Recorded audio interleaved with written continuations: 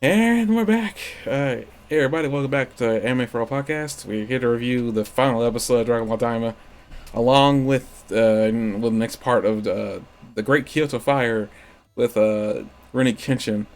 Also, probably going to throw in a little bit of a little topic I think is going to be I don't want to say the antithesis of what I'm trying to do. What I'm probably going to do, instead of like renaming this entire thing, maybe I just leave the name as is, but we just format change little by little and maybe move from just talk about anime episodes to just random topics in general. Let's see how that goes, if we can keep that going. Um, whilst we wait for other things to watch that pop up. I think, besides My Hero Academia, is there something else? No, those are things I'm waiting for. I guess we could talk about the movies. Oh, that's right, I forgot to mention. This is for you. I saw that apparently I could rent the next My Hero, well, the last My Hero Academia movie that they have coming out. You're next. Uh, I was going to wait maybe till like after we finish the anime because I don't know, but I feel like maybe it's happening after everything that happens with All Might, Deku, Shigaraki, and All for One. I Okay. think. I don't know where it fits in and everything. I feel like maybe it has nothing to do with anything, but I don't want to go into that movie and then we see something we shouldn't see before we see the anime. Yeah. So I figure like I I found can't wait to out. see what's going on. They're leaving us in such suspense over like what's going on in that My Yeah, Hero. yeah. I feel like I was hearing that apparently I think it's gonna be October. I think. Um. That's so long. Yeah, I thought it was gonna be March. I literally I thought I was gonna be spring anime gaps, so maybe April. I had no idea. I'm waiting because I haven't heard anything. Normally, normally leaks get to me, and I this time I haven't seen anything My Hero related at all. So, Yeah. which is kind Why of do you look for strange, leaks? huh? Why do you look for leaks? I don't look for leaks. They come to me. Yeah. Like I haven't like. Here's the thing. I have not looked up anything My Hero Academia at all. But Okay. regardless, they find me on the Google News tab of my phone.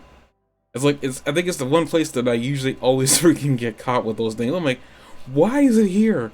I'm looking for other things in the news tab. Why is this here? It's like I think my Hmm. phone is actually listening to me. Yeah, I'm talking about you. Like my phone's like right there next to me. That's funny. Like I don't. I have no idea. I could not tell you why they show up on my phone. Like before I could say, okay, I looked up a lot of my hero stuff, so this is Google's algorithm saying, oh, they want this, push it their direction. But I haven't seen anything yet, which is kind of funny. Um, but yeah, like my hero's like the last thing. Well, I think it really Kenshin. I mean, depending however this goes, I don't know. I got not. I feel there is something beyond Shishio stuff, but I don't know what they're doing because I haven't seen anything about another season 3 for Kenshin, so I have no idea. I do know there's something called Hokkaido, but it's like after the things that happen in the third thing that happens in Kenshin. But I never got a chance to really read through. I know a little bit of something, but I don't know a lot. I don't know how it resolves itself. But I think the hint at it in the arc previous, so I think at some point in Shishio, during the Shishio stuff, I think they'll hint at it. And I hope if they hint at it, that means that they're going to do something with another season. But I don't know. Like I said, Kenshin's fate right now as an anime is up in the air. So I was like, it's one of those things. Like I feel like I don't know if its placement with my hero last year was a wait. Popular is it? Do you know how popular Kenshin is? Like how well received it is? I mean, I haven't seen that many people watching it. If anybody like reviewing or anything like that, or even talking about it. There are videos out there. I'm not saying there aren't, but I was like, I don't know.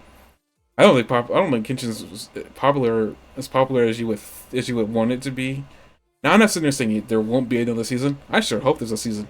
Another season. I'm keeping expectation for myself low because I've been disappointed in the past.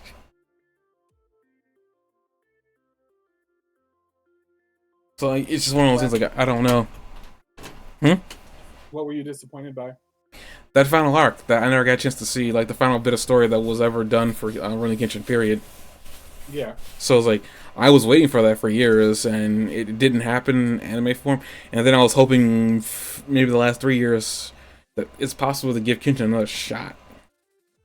Um, Probably the biggest thing that may be hindering Kenshin is the fact that it's kind of like a historical drama. They're taking real life places and then just mixing them up with a little anime flair. So things that That's happen. probably that's probably good for a Japanese audience. I bet a lot of people are like at least remotely familiar with some of these events. Like I bet this big fire is like as popular in Japan as like the Battle of Gettysburg or something is to us. I mean, I guess I don't have anything to sit there and definitively say yes or no. Again, I don't know. It just like I know Kenshin isn't one of the more popular things. Whenever you compare its retention towards when it was running next to things like One Piece, Dragon Ball, Naruto. Was it running next to Naruto? I really don't remember. I don't think it was running around when Bleach was a thing. Two sword anime probably would have collapsed with each other. I don't even know if it did any better than Inuyasha. Because I think Inuyasha was kind of like a historical piece in a different way, I think. No, that thing was all fantasy. What am I talking about? Never mind. I don't think there's anything. I'll probably have to re-look at that. I've been needing to rewatch Inuyasha for years now. I have Hulu, so I can now. But Hulu any good? huh? Is Hulu any good? I've been using to watch Bleach, so yeah. I know that the Alien movie, the recent one, made it on there, and I've been meaning to watch that. Oh, that's right. I've been meaning to watch that. Where are you watching Kenshin? Crunchyroll. Crunchyroll? Yeah. I think Kenshin's available elsewhere. I couldn't tell you where. It might be available on Amazon Prime for all I know. Mm-hmm.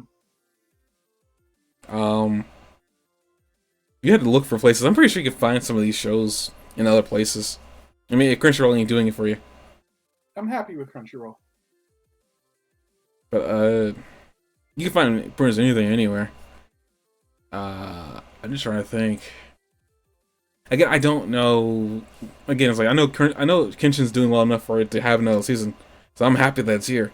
I'm not taking this for granted. It's just one of those things where like I've seen a lot of this. I'm glad I get to see it again because it refreshes my mind for characters. But Yeah. it's like I'm kind of concerned. It doesn't seem to be blowing up everywhere as I think. And then I saw somebody writing about it, like how they need to start giving Kenshin a shot. You know, it's kind of like had its time, or they need to make something new with it. And I know there is a new story with the person creating it. I know also maybe some of the issue has something to do with the fact that the creator is a pedophile. He served time, and then what? How do we know that? I saw information about it online. And the creator of what is the pedophile? Creator of Rurouni Kenshin is a pedophile. He was arrested for having photos of children on his computer. That's terrible. I don't know where or how this even got the light that this was a thing, but the Japanese police just not just arrested, but it was a while ago. I think it's been a while since this has happened. He's already served time for it. This became a thing that people found out about years later, at least over here. It was probably all over the news in Japan, but I think for some people it's like separating the art from the artist type of thing. Or some people can do that, some people can't. Like it depends for me, and that's like I don't want to sully the tenure that Kenshin has with the person creating it. You know, they have their own issues and they have their own. If they're human, they're not, you know, part of the whole "don't meet your heroes" thing. And you know, sometimes it's best to not meet those people that make the things you like because maybe you can't separate them from the thing you like. Yeah, I hear it. Actually, speaking of that, I think it's been a year now since Akira passed. I think yesterday was like no Saturday. I think was like the Oh full God, year. seems like it was 2 months ago. That's so weird. Oh, he passed away last year. Yeah, I just everything makes me feel so old. No, don't feel old, because I'll start trying to feel. I start feeling old in solidarity. Don't do it. Well, like when a year happens, like, and it doesn't feel like anything. It's like, what happened? Uh, I was watching Jurassic Park. I guess this is one thing I will. This is something I could probably say because I'm doing it. And I need to make sure that I'm keeping up. I'm trying to watch all 6 movies of Jurassic Park, or at least correction, all 3 movies of Jurassic Park and all 3 movies of Jurassic World, because back when I had went to go and watch Captain America in theaters, a trailer popped up for a new Jurassic Park movie. And as I was sitting there watching this trailer, I'm like, I haven't watched any of this stuff. I don't even know what's going on in this trailer. Uh huh. So I had bought the DVDs already, but I didn't have an optical drive, which is like what I was complaining about last week. Okay. So I finally managed to buy one online. I have it. So I watched the first movie of the original trilogy. So I'm just sitting here saying I'm trying to make my way through the movies. I'm hoping to make my way through them really quick. I just thought I'd let people know that I'm doing that. And the first movie was good. I will say, I think I watched this as a kid at some point on VHS, but I don't remember the ending where pretty much Jurassic Park kind of just gets left there in the middle of the ocean. And then the part was like, and they wonder why, in the latest movie, that there are dinosaurs in the water. Well, it's not like they took swimming lessons and put on their speedos. Like, But no, I think it was like one of those aquatic dinosaurs from a different era. It's just like, but it's just one of those things like, really? It's like, it was a plot twist because we had no knowledge that they created aquatic dinosaurs too. I don't know where that information gets, because it doesn't get dropped in the first movie. At least from when I remember watching it, they kind of just talk about one of the major plot points was that they made the dinosaurs female so they couldn't breed, but then they also kind of dropped in there that they used because like dinosaur DNA is missing DNA, so they had to fill in with something close enough to them in relation. So they used frogs, but the biggest problem with that was that frogs can change gender on a whim. That was not something that they were anticipating. And actually, funnily enough, it never gets brought up again when the I forgot his name, but the guy, the lead archaeologist, he finds dinosaur eggs on the ground, and he remembers that they said they couldn't breed. But well, they are breeding. I find it kind of funny because like you don't see where the dinosaurs that were in that egg went off, other than the little footprints in the direction. Yeah. And I was like, huh, are they gonna come back? I won't know until I watch Jurassic Park 2, Lost World. Apparently the worst of the movies. I will tell you how I feel next week. I didn't bother watching after the first one. I just knew they weren't going to compare. I think I watched one, but I don't remember much. But all I really know, Did they make like a fourth one or a fifth one recently? I told you I think I bought all of like 6 movies that they currently have coming out. I know that there's a Jurassic Park trilogy, which is the one I'm in right now. Mm-hmm. But yeah, they made these first 3 movies, and apparently at some point Jurassic World came out, and I don't even know what caused Jurassic World to show up. But it's here. These are the newest movies that I didn't know much about, and I know nothing. I'm looking at the back right now for the DVD, and it's just brand new dinosaur theme park. It brings bigger threats, thrills. I think if I remember correctly, because I remember kind of like seeing a little bit of this when my mother was watching it.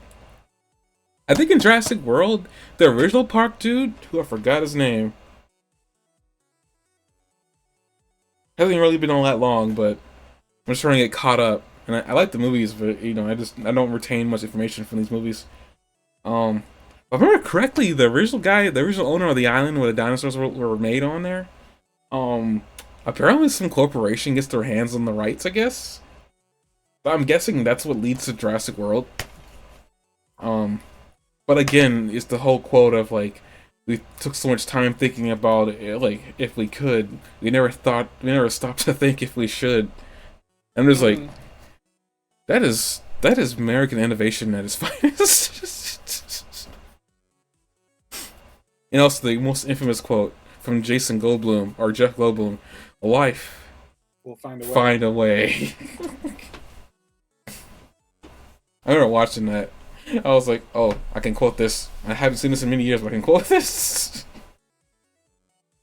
Everybody, yeah, it's like the one line everybody took away from that show. I mean, it's. I don't think it was meant to be, but it was very poignant. Goldblum did a good job acting in that. Goblin acted like a dick, kind of, at the beginning of it, But but that then was that the show. changed. Yeah, I know. I realized that as I was watching it. I was like, is he a dick? And it was like, but he got better as this movie went on. I was like, excuse me? I actually like you now. Unfortunately, you're not gonna come back. Well, I don't know. I don't really know much about Jurassic Park 2. I know apparently a lot of people didn't like Lost World, and apparently even Steven Spielberg said he knows why it went bad. I don't even know what's going on in Lost World. In fact, at least from this little snippet here, 4 years since the disaster at Jurassic Park. I want to point out, I don't know if if we consider what happened at Jurassic Park a disaster. It was mostly just Ned, the fat dude. For people who don't know what I'm talking about, you'll probably remember him from such classics as Seinfeld. He played Newman. Did he? Yes, That never crossed my mind, but I can see it now. Wayne Knight was in this movie. Um, like, but but if you really stop to think about what happened in the first movie, a lot of what happened was just Ned's fault. He turned off a lot of the safeguards. I don't know what was going on because there was a scene with the Tyrannosaurus Rex they were trying to get to show up in the daytime, and they put a goat outside to tempt it. It didn't even show, and then later on at night, when there's rain and everything like that, and there's a storm, it just suddenly shows up. It has an entire scene where it attacks it attacks like electric fence that isn't electrified at all, so it just gets out. And that T Rex, MVP, that thing comes out of nowhere several times and ends up saving them at the end. And I don't understand why. Because my immediate thought was, wait, the T Rex is a good guy? Because it saves them from it saves them from a group of velociraptors. Oh, I get. Hmm? I think it's a coincidence, personally, but I mean, if I'm being real, yeah, it was probably a coincidence, but it was too convenient of a coincidence. It was too convenient. It was. I think one of the biggest problems, I guess, before we move on to like Rurouni Kenshin first and then Daima. But Okay. I think one of my bigger problems with this movie, and it was a problem as I was watching it because you know those tropes typically in shows that have like animals or monsters or really ravenous monsters or animals, whatever like that. Typically they don't. Typically they don't. Normally you don't see them having the ability to maneuver mechanisms, right? You know, like it's at first thought that they can't say get through a door, but then the one of the characters just wants to be a smartass. It's just like, well, they can't open the door, and it's like the door just to doorknob jiggles. So I'm like, are you kidding me? The Velociraptors have the manual dexterity to operate a doorknob. Did you ever see that TV show The Critic back in the day? I think I heard of them. Why I sound like them? No, there was a scene in The Critic where they showed a parody movie clip of Jurassic Park, and they show that scene and they go in the room and they close the door, but they also lock it, and then they run to hide and they leave the key in the locked door, like they just leave it dangling in the keyhole. and then you see the dinosaurs coming, and they say that something similar to that. You know, they can't get in here now because they can't operate a door, and the door's locked anyway. Mm-hmm. And then you see the door handle jiggle as they're operating the handle, and they realize it's locked, and a piece of paper slides into the door, and they jiggle the handle until. Are you kidding me?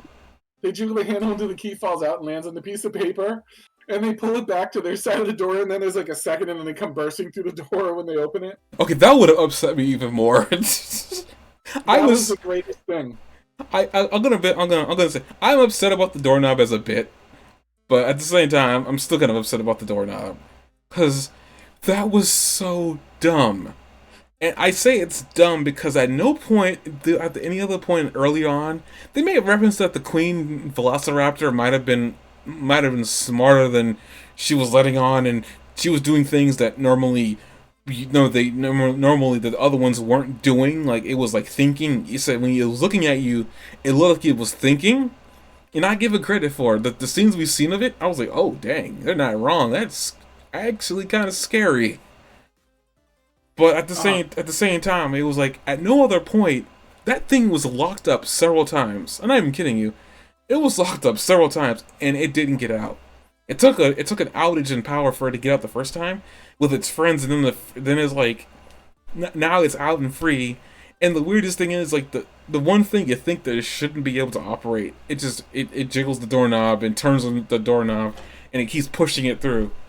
It's like, it shouldn't be smart enough to operate that. I don't care what biological leap in science you made to make these things, but whatever. If you put a human being that had never seen a door before in front of a door, it would have taken longer for him to figure it out. It wouldn't take him long, or it would take him long? If you took a human being who had never experienced a door before, and you put them in front of a door, it would take them a minute to figure it out, I would think. Well, I would expect them to do it. I wouldn't expect a dinosaur. Right, but I mean, the dinosaurs did it faster than I would have expected a human to figure it out. You know? Like, they came up and within like 10 seconds, they had that door open.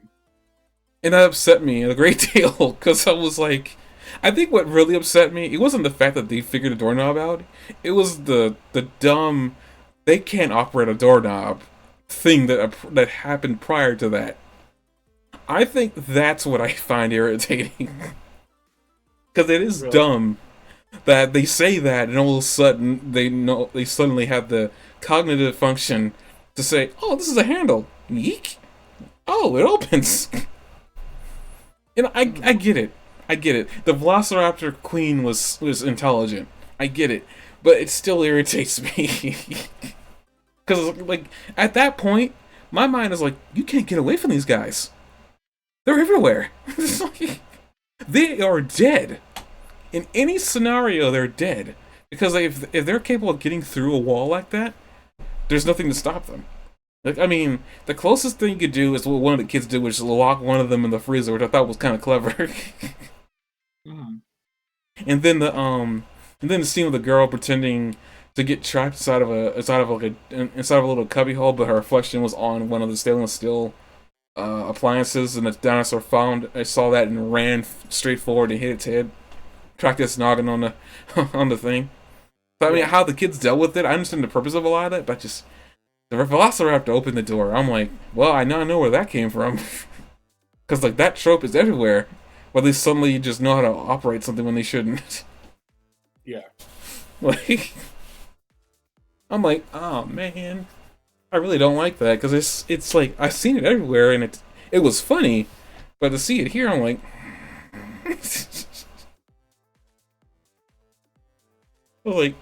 I can't wait to see whatever really weird trope they institute into Jurassic Park 2. Apparently it's 4 years after the events of the first movie, so maybe they'll play like Dance Dance Revolution or something. If they somehow manage to get Dance Dance Revolution in Jurassic Park 2, I'm gonna be like, what the heck? I think I actually will send something to you immediately as soon as it happens. Yeah. Like, are you kidding me? But yeah, yeah, that's what I've been trying to do. But I'm realizing there's a lot of movies. I'm trying to probably clear my plate of movies that I know I got going on.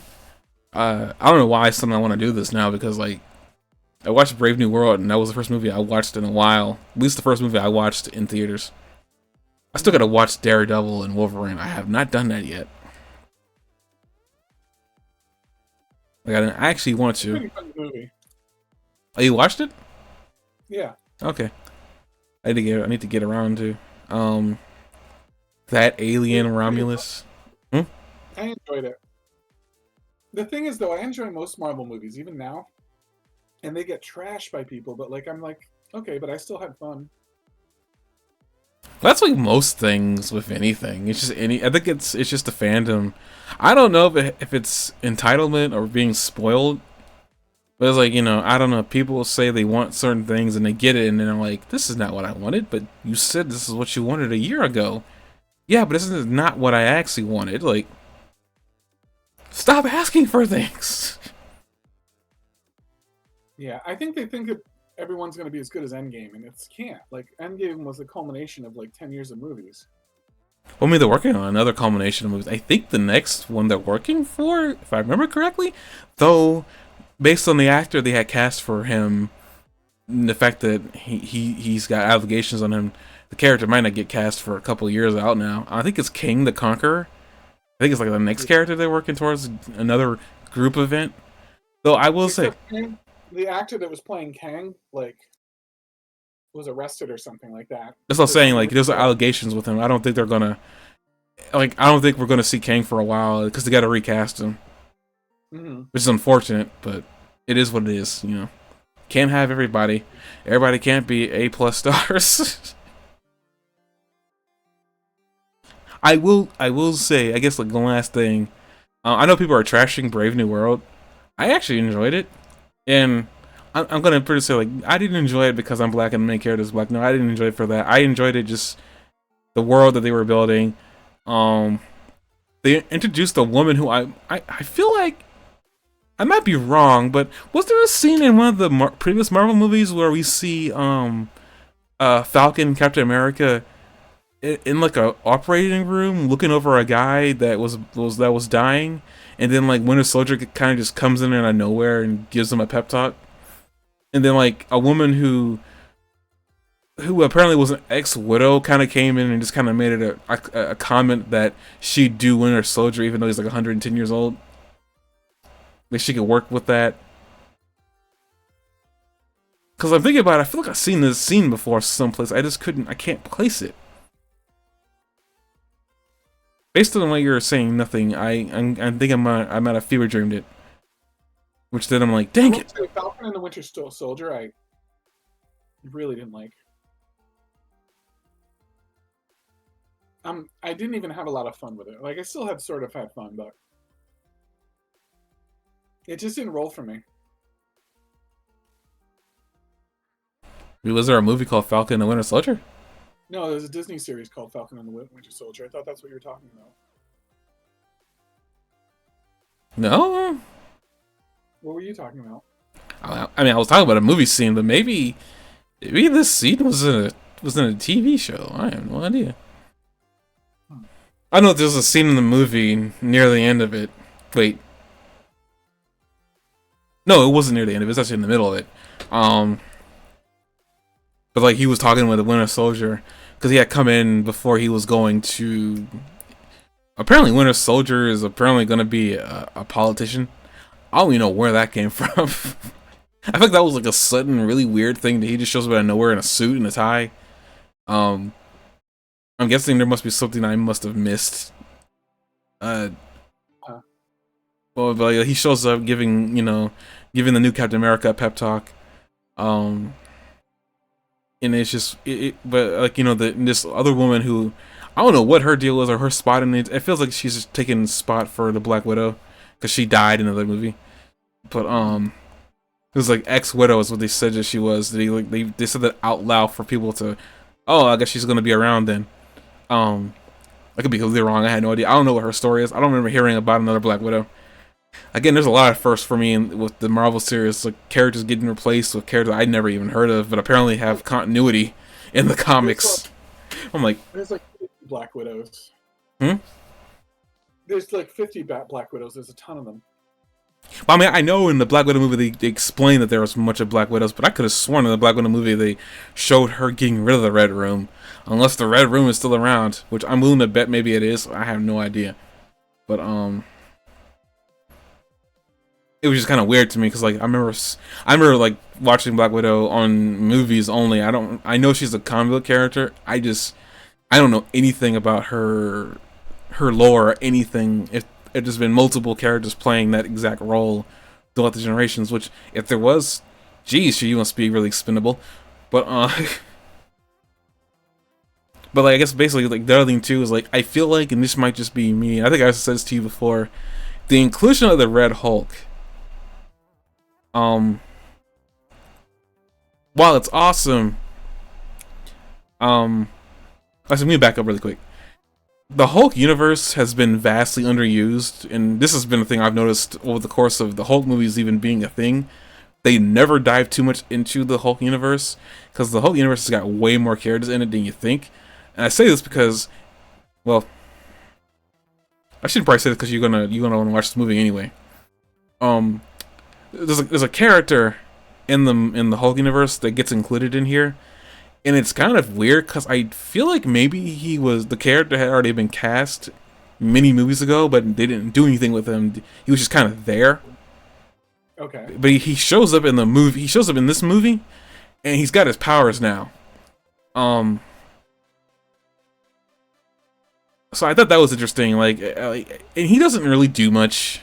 And I think that's really what some people don't like about the movie, is that the character shows up, and I think a lot of people know of him, but like, he doesn't do much. If anything, he kind of just does a lot of like, not foreshadowing, but he kind of like does things behind the scenes that kind of get rolled out throughout the course of the movie. He's kind of like the mastermind, basically, of a lot what happens, and behind the Red Hulk. Anyway, he's the mastermind behind the Red Hulk. But he's kind of just there, and it's like one of the weirdest things. Like, I remember seeing, and I'm like, it didn't click to me who he was until like, I started thinking. After I got a good look at him, and I'm like, oh, that's right. Wait a minute, what's he doing here? But I think, and this might just be me, I think he might be a connection between King and the Conqueror. I could not tell you why. He might actually be planning, like most villains that do villainy things. Sometimes in these movies, they kind of are just planning for a big threat to show up for unknown reasons, because we don't know how they know this character even exists. But I guess we'll find out. But I think the main point behind the Red Hulk is just that they need a character like the Green Hulk, basically, because like Mark Ruffalo and his whole entire image, there's like a lot going on between Mark Ruffalo and Marvel and the people making movies and stuff like that. There's just like a whole lot. It's part of the reason why the Gray Hulk thing, or whatever that Hulk thing that we saw in Endgame, was a thing, because like they wouldn't let him act. He was not allowed to be. I guess he was not. I don't want to say this incorrectly, but I know there's some litigation going on, and it's a part of the reason why he was not included in those movies at some point, which is like why we had the whole combination thing with him. So like that's why we had the Gray Hulk just suddenly there. You know, just in case you're wondering. Gray Hulk was in television or movies? Well, that Hulk that we saw in Endgame, the one that was talking with the glasses and Bruce Banner, stuff like that. That's Professor Hulk. This is a Professor Hulk? Excuse me? Professor Hulk, yeah. Is that an actual thing, or is that just something made up for the movies? No, that's an actual thing. Okay, I misinterpreted him as Gray Hulk. Yeah. Okay. There's a difference between the Gray Hulk and the Professor Hulk? What's the difference between these two? Is the one super strong and the other one's not? I don't know much about Gray Hulks, but I know there's a Professor Hulk because I've watched all sorts of videos about reviewing, MCU and stuff. Okay, that is news to me. I was not aware. Because when I saw that, my reaction was, what is going on? It's like, is that Gray Hulk? Because he's not green. Okay, thank you for that information. But back to the point I was trying to make with with Han Solo, I mean Harrison Ford. Okay. I think this might just be headcanon. This might not even be true. But based on the way that they treated the Red Hulk in the movie, and the fact that at the end of it, you know, he kind of just becomes friends a little bit with with Captain America. Spoiler, sorry. Fine.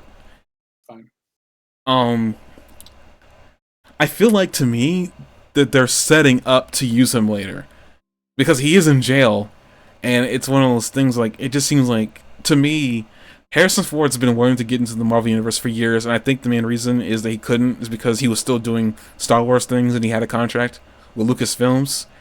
Okay. So I feel like maybe he couldn't get into there because of that. I think, but that's headcanon. I don't know if that's true or not. It's possible that Lucasfilms might have made him sign a contract where he couldn't do other movies with his likeness in it. That's probably why he got himself killed, in the movie to begin with, so that way he could do other things. Because I will say, if you notice the moment that he died in Star Wars, he suddenly went over to do Indiana Jones, and I think he either retired there or died there. So I guess he's just trying to get his bases covered, I'm guessing. Okay. But I think, honestly, because with the way that the Red Hulk showed a lot of abilities of the original Hulk, the only thing I will say that's kind of weird is, at least as far as I can tell, he does not share Hulk's super healing. Like, it's not like on the same level as the Hulk's, because he seemed like he still had scars. And I could be wrong that the original Hulk definitely did have scars where he got cut, but I don't remember. I feel like the reason I remember, like, whenever Hulk got cut or whatever or injured, he just healed up and it was like perfectly brand new. So it wasn't like there was anything that happened to him there. Like, the Red Hulk seemed to just have a lesser ability to heal than the original Hulk did. I could be completely wrong about that. Huh? I have no idea. Oh, so I'm guessing they're going to use the Red Hulk in something in the future. That's my suspicion, because it seems like a waste just to have him here and then that's it. I feel like if they're gonna, it's really weird that the Red Hulk just showed up. I lost my mind when I saw that in the trailer. I was, are you kidding me? The Red Hulk's finally inside the MCU? I thought they were never going to do anything with him. Yeah. I really thought that too, because I remember seeing Thunderbolt Ross. I was like, hey, that's the Red Hulk. Wait, are we going to get the Red Hulk? And they never did anything with him. I was like, oh, well, that's disappointing.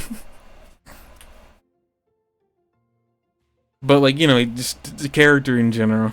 I'm glad they're doing something with the Red Hulk, and I'm glad Harrison Ford gets to be the one to do it.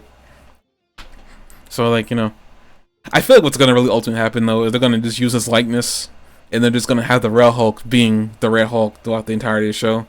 If anything, Harrison Ford probably will not be seen other than with the face on the Red Hulk, because that's his likeness. Like, he is the Red Hulk now. That's so crazy. Yeah, it was shocking because initially when I saw that, I'm running on borrowed time here, but we'll get to this and then we'll talk about, I guess, Kenshin. I had a thought process and we lost it. Oh no. Oh no, what it was is that I remember when I was seeing the trailer for it. At first, I didn't know Harrison Ford was going to be a part of this. I didn't even know he was like he had tried casting himself in the series. So when I was like, I was hearing his voice and I was like, that's strange. Why do I feel like I recognize his voice?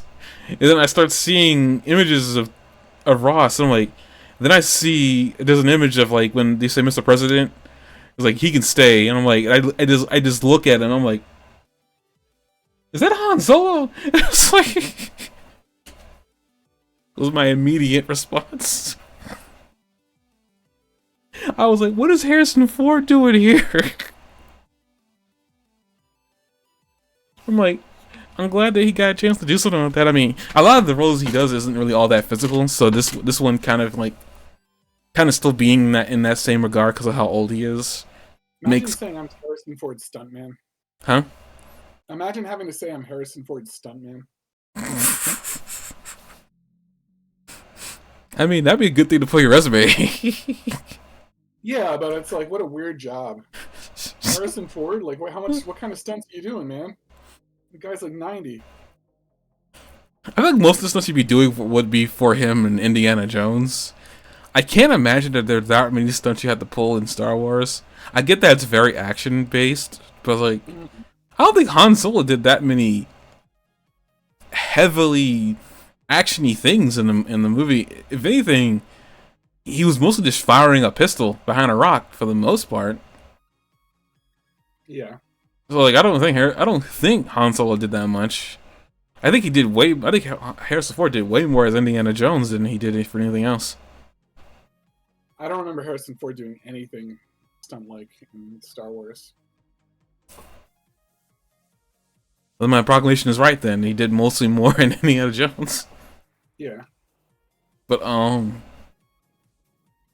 yeah, it's just one of those things. It's just like, yeah, I guess it'd be kind of weird. Like I was Indiana Jones, I was Harrison Ford stuntman, and like, really, like, what did he do? Because like you'd be thinking like, oh, it's mostly for Indiana Jones. You probably didn't see any of it.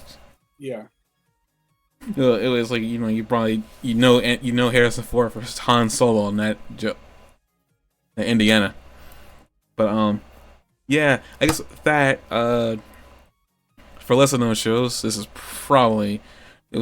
not a burn on Kenshin. I love Kenshin, but basically we really, well, not really quick, but we move into part 2 of the Kyoto Fire. As I want to say, looks like Spear was right. There's going to be a part 3 to this. Yeah. We had an idea that was going to be the case. I should have known. I don't know why I was stuck on part 1 and 2. I should have known better, but apparently I was stuck on it. But basically this section was like, well, first let's get to the end of it first. At the end of the episode, we see the fire getting ready to start. So that's a thing. I don't know how that got there, but it got there. It took a long time to get there. 2 episodes. I mean, yeah, good point. But pretty much we have a couple things that happen, kind of like a 3-part story. We have what was going on with Misao and her group, with Yahiko and the gang. We have like the police dealing with like some of like the 10 swords. Dealing is a very generous word. Listen, I don't really have vocabulary for what's going on there. The guy pulled a sword. The guy pulled a sword and ran right for the girl. So I mean, whatever. What'd you say? Struggling, you mean? Well, I mean the policeman, where the leader hadn't done anything yet. But I guess struggling is probably a better word. But they were about to get their asses kicked. I mean, let's face it. And some of them were getting their asses kicked. And well, worse. they didn't know what enemy they're dealing with. I mean, the Scythe Girl and Batman. They're dealing with supervillains.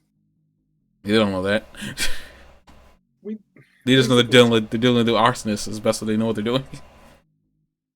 They don't know that, but we know that. I'm surprised there's nobody there. I mean, I guess that police officer, the head guy, may be able to. I mean, Saito made a comment that like he doesn't remember him, even though he's fought a lot of samurai back in his day, making it sound like that guy might have actually been a prominent samurai. Though also with that being said, Saito didn't remember him, so that can also be said that even if he might have been prominent, he probably wasn't all that strong. Yeah. Which is bad. But I mean, he might have been a prominent samurai back in the day. So I mean, I can only hope. I'm hoping that's the case. But based on what's happening right now, probably not. But yeah, he tries to go after I keep forgetting her name. Karen. I'll just call her Karen for right now. He goes up to Karen. She's named after her sword, and I completely forgot the name of the sword. Huh? I just said Jesus. That's so sexist. That's...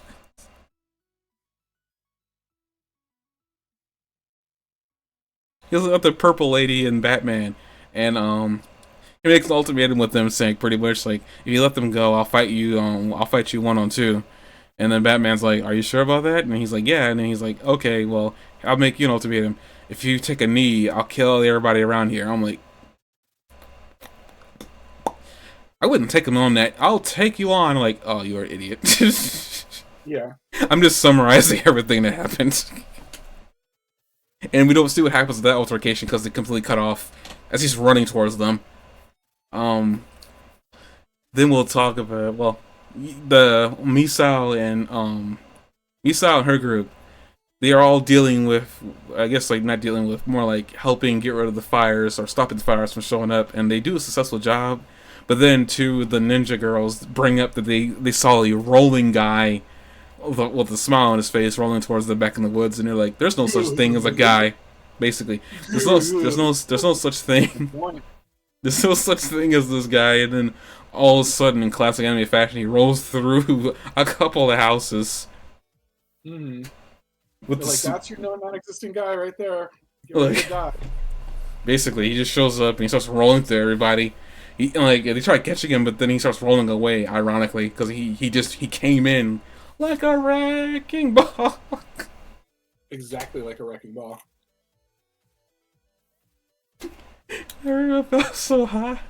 I'm gonna stop now. All you did was break my heart. Sorry, I will stop. I will. You liar. You'll never stop. Clearly, I'm not stopping now. But he rolls away in classic fashion. We're going to deal with him later at some point, I'm guessing. Because they can't stop him.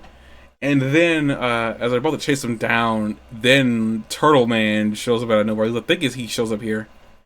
I probably want to think he shows up with Yahiko. I think maybe that's where he shows up with Yahiko and Karu back there.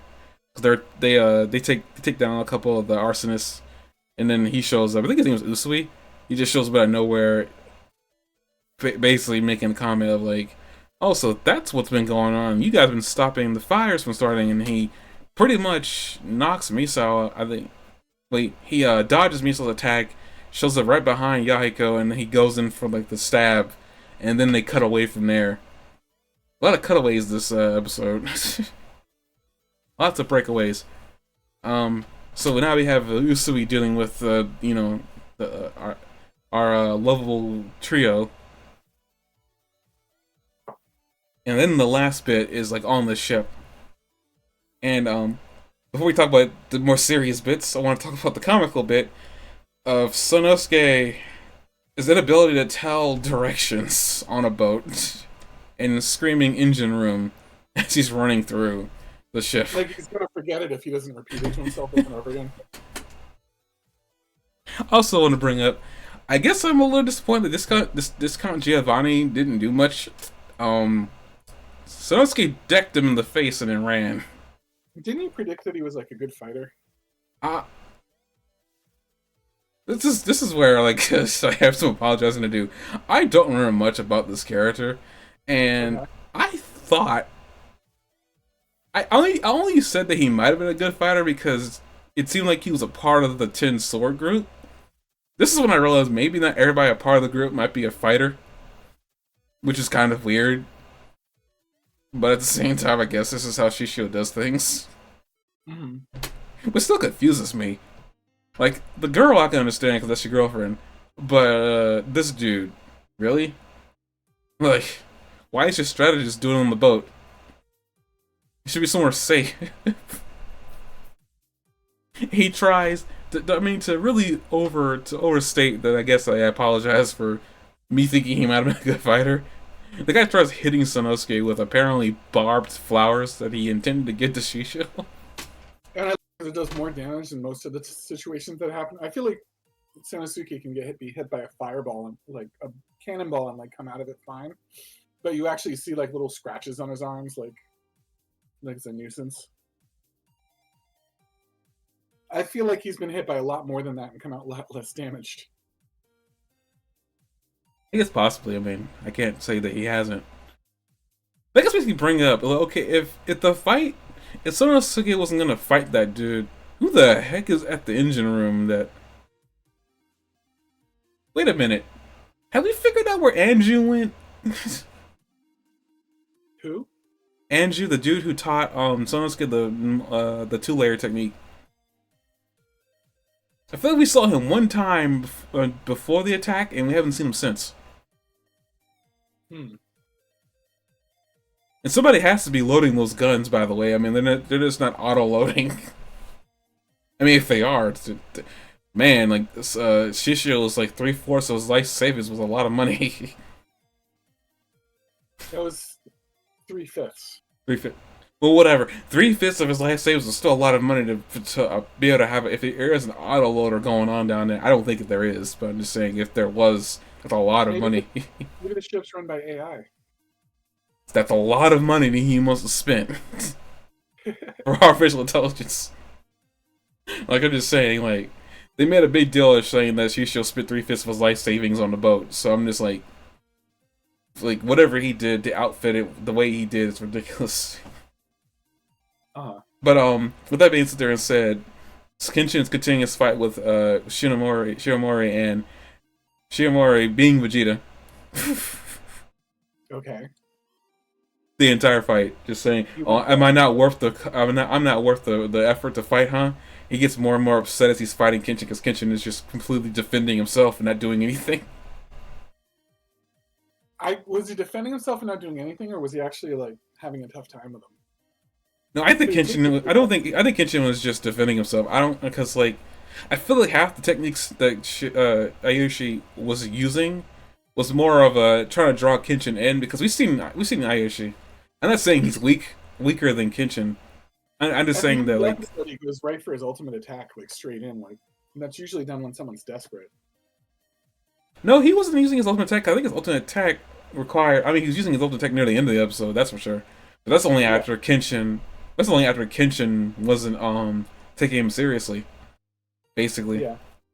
Before then, he wasn't using. No, Kenshin was using his ultimate attack. No, that technique he used was not his ultimate attack.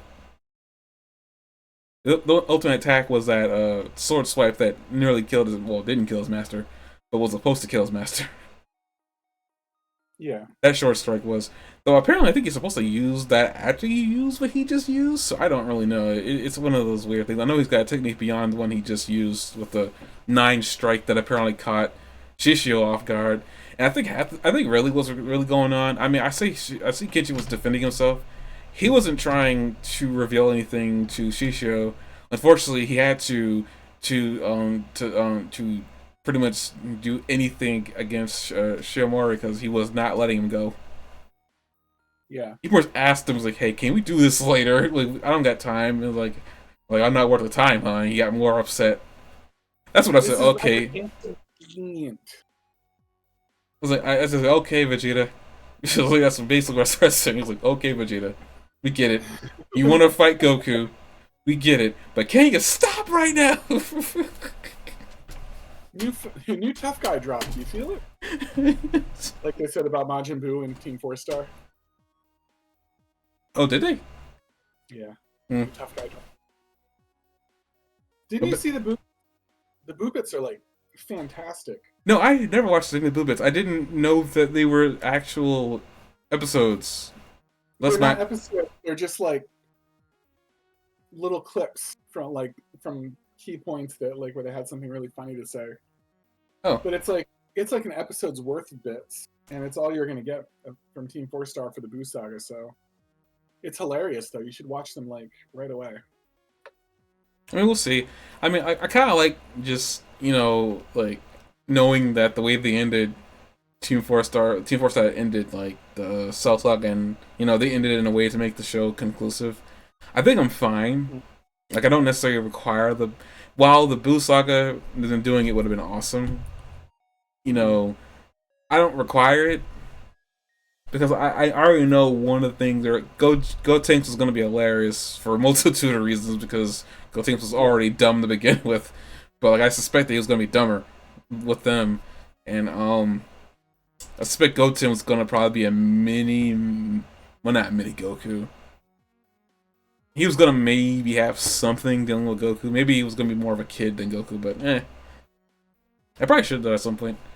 I have periodically been seeing those when it was dropping, and I was like, "The heck is a Buu bit?" I'm gonna move on. You shouldn't have. You missed out. I know one of the guys. I think the voice actor for Vegeta really he had like an entire speech set up for Vegeta's like death scene, and he was upset that he didn't get a chance to do it. Uh-huh. Maybe he did it there. I had no idea, but so really, yeah, it was. I bet it was fantastic.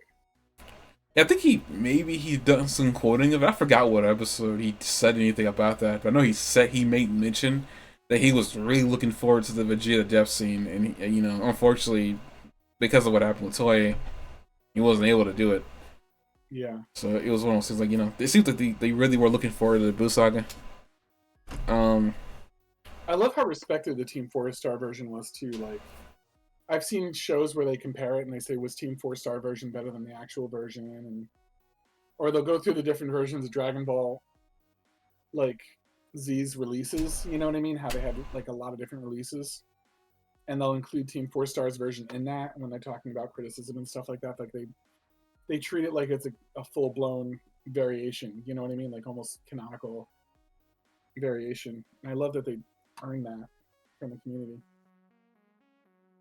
I prefer the original Z, the way Funimation dubbed it, but I will say that I enjoyed minute for minute I enjoyed the Team 4-star version more. Like if you took 10 minutes from Dragon Ball Z and you compared it to like 10 minutes from Team 4-star, I had a better time watching Team 4-star. I prefer the original Z cut, whatever. But I will say I thoroughly enjoyed every episode of Dragon Ball Abridged. It almost felt like I was watching the show again for the first time through different eyes and different lenses. So while I prefer the original mostly through nostalgia, I will say the abridged version was freaking hilarious from moment to moment, and I thoroughly enjoyed seeing my favorite moments realized, reversioned in a different layer. Like they made fun of Super Saiyan Goku, but not really. The Super Saiyan Goku moment still had the moment that that we all saw as kids. Well, maybe not you, but a lot of us saw them as kids. But it was made fun of mainly because the English kind of butchered that scene. It's one of the more infamous moments from the original show that Akira was not happy with because it redefined Goku's character when it shouldn't have been redefined, which is a part of the reason why Goku's the way he is in Super. This is the original version of Goku that he wanted. He was not supposed to be a hero. But also I want to bring up too, this is just for all the mangakas out there with characters that this is just, I don't know what's been going on lately. But a lot of manga creators out here go on the record years later after the show has ended, and the one thing that I've been hearing a lot of is that they're saying that their main characters are not heroes. And I'm sitting here like, why are we doing this now? Like, with the original run of your show done? It's like what Akira did. He said Goku was not a hero. And I'm sitting like, you tell us this now when we've already kind of culturalized him as a hero in our minds? I can't not think of him as a hero. But he's not. That's the thing. Akira, huh? He still cares about his friends and protects them. No, it's not. It's not that. What the idea is that Goku is supposed to be, he's supposed to be a very selfish character. He only cares. Well, yes, he cares about his friends and stuff like that. But a lot of the conflicts and stuff like that we see him are his fault because he cares more about fighting than most characters in that show, which is kind of ironic, considering that. Huh? He takes big risks fighting enemies until their true potential is released.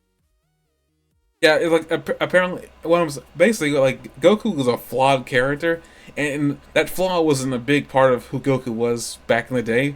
I don't know what happened when they were. I think it was a mistranslation. I think on the most part for us, of why Goku's speech was done the way it was. If I remember correctly, the speech that he gave to Frieza wasn't so I am Alpha Omega. It was something less, less dramatic. Basically, I'm the end. I'm the beginning and the end for you. Basically, but then Goku wasn't really. he wasn't giving that speech. What the speech, which is like why Team Fortress kind of made fun of it in the thing with the whole "I am the hamburger" or whatever he said. I completely forgot the speech they gave in Team Fortress. Doesn't he have a Darkwing Duck reference in there too? Like I am the vengeance that stalks in the night or something like that. I think. I feel like that was made mention that there was a Darkwing Duck reference in there. I feel like I remember hearing about that, but I don't because I don't have any history with Darkwing Duck. I never caught onto it. He actually says, "I am the terror that flaps in the night." Okay, so yeah, there's a definite Darkwing Duck reference. I loved it. But yeah, like that's why they make fun of it, is because that speech was not supposed to be as dramatic as it was in English. And I think Sean Schemmel, the guy who voices Goku in English, even brings that up, that he's aware of like what you know, he's aware of, like, he's been told, I think, since then that, you know, that wasn't really supposed to be the speech he was given. But you know, it was what it was translated to him, so he did his job. You know, with that being said, it's like, you know, Goku's a good character, but I just know Kira did come out years later saying that Goku was not supposed to be a hero. He was just meant to be a guy fighting, and that was about it. You know, he wasn't a good guy. He was just a... Yeah, I think it was his exact words. Goku was not a good guy. I think that's what he said. I remember reading that, being very confused. Because I'm sitting there like, what are you talking about? Like, I remember even thinking, like, he gave that speech against Frieza there, and I remember that being coming up to us, that was not intended. That speech was not supposed to go the way it did. I remember reading about that, and that's like when I started learning about a lot of the missteps that Dragon Ball kind of gone through. I'm like, oh, dang, this is interesting. There's a lot of things that happened in the show that made it great that weren't supposed to be there. Mm-hmm. It makes you think. It's like, I wonder how the original cut of this would have went if, you know, Kira got his way. But, you know, it's one of those things like, we'll never know because he's passed on. But even with that said, like, I like what happened, and I also love that Team Fortress got to do their version of it. And apparently it's still online, so people can watch it into perpetuity, so it's still out there. At least I hope so. It'd be really disappointing if it wasn't, and I just said that. Let's see. Last thing with Rurouni Kenshin, oh yeah, like Kenshin. Well, I think a part of the reason why Kenshin was kind of struggling, quote unquote, was because he just didn't want to show Shisho any moves he had, and it was made clear that Shisho was really looking to see Kenshin's fight with Ayoshi, because apparently he didn't. You know, like he said, I promised him he could do whatever he wanted. I'm not going to interfere, which was kind of interesting. I expected Shisho to say like, no, you can't have him. He's mine, and then jump in there to start fighting him. I have expected him to do it, but I guess like he's kind of medically ill, I'm guessing. So there's that. I know they were telling him. Oh yeah, and the kid kind of got involved a little bit, which I want to say I don't remember, but I feel like when that kid moved really fast in front of Saito, because Saito's about to go jump after Shisho, he did tap his foot. Did he do that before? Like when he fought Kenshin? Tap his foot, and all of a sudden he moved really fast. I think I registered as familiar. I don't remember exactly where, but I thought the same thing, that it seems a little familiar. I just like, fuck that. I just realized that that's a tell, and I'm like, I wonder why we seeing that tell so early. But you know, whatever it is, I mean, he moved really quickly, and I'm like, that's interesting. They went out of their way to animate that. But okay. At least I'm glad I'm not the one who picked up on that, because I was like, huh, interesting. But yeah, they have that with him fighting, with him showing up better than Saito, and Saito apparently wasn't prepared for how fast he was, because Saito was about to go stab Shisho. I'm surprised he stopped there. I would have just went right through the kid. If I'm being real, I would have been right in the middle of the sword stab and just like went right through the kid. And I would have went, oops. I was aiming for your boss, but apparently he got involved. Oh well, shit. Wipe the blood off and do it again. Please tell me you think Saito would do that actually. Just. He's not the type of guy that would do that. It's like, doesn't care. Just like I'm here to do my job and that's it. But the point, the episode ends like we said before, like we said at the very beginning, where the fire starts. So Spear was right. The fire happens this episode. Though it's a small one, I suspect it's going to get way worse next episode. That's going to be fun, quote unquote. Yeah. I knew the fire was going to happen because it happened in history and this follows history. But I was towards the end of the episode, I was like, is this going to happen or not? I mean, well, this fire isn't the history fire, though. They may mention the fire before.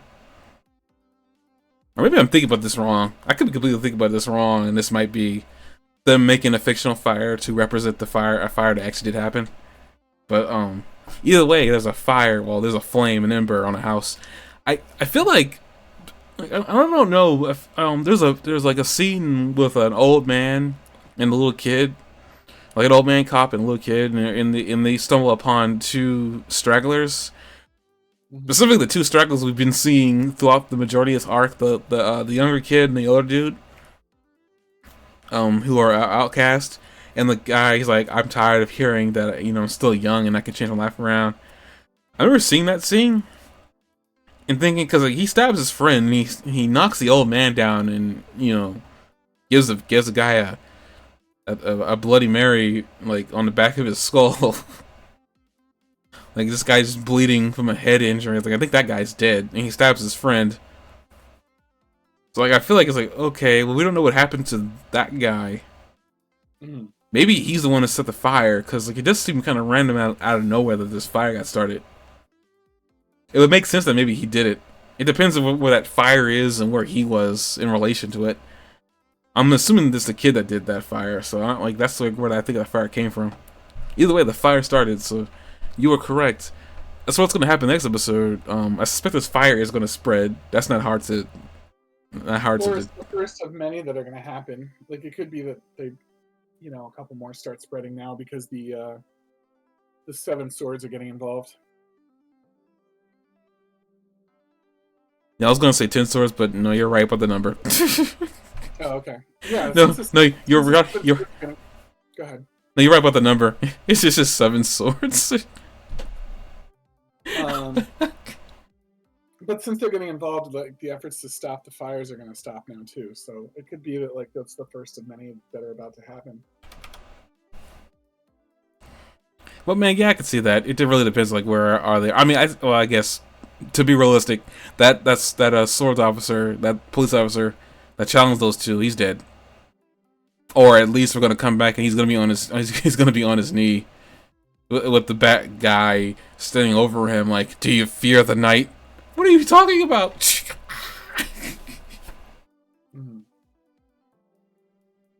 Batman, for anybody who didn't get that. But huh? I missed that one. I literally said, do you fear the night? But I guess with that we can talk about Daima, and I guess this would be an overall discussion, really, as short or as long as we need it to be. But Daima ends.